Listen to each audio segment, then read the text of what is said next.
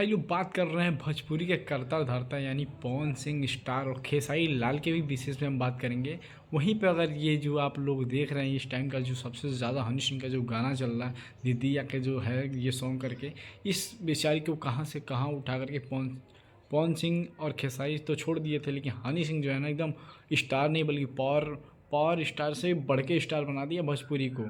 तो इसमें हम बात कर रहे हैं हनी सिंह और पवन सिंह पावर स्टार खेसारी लाल यादव के भी बारे में। जैसे कि आप सभी को पता है ये जो कलाकार इस टाइम हनी सिंह के साथ निकल गई, पहले लोगों के घर जाके ढोल बजा के ये अपना गुजर बजा बसेरा करती थी, लेकिन इस टाइम है कि पवन सिंह की वजह से ये पॉपुलर हो गई, सुपर डुपर हो गई।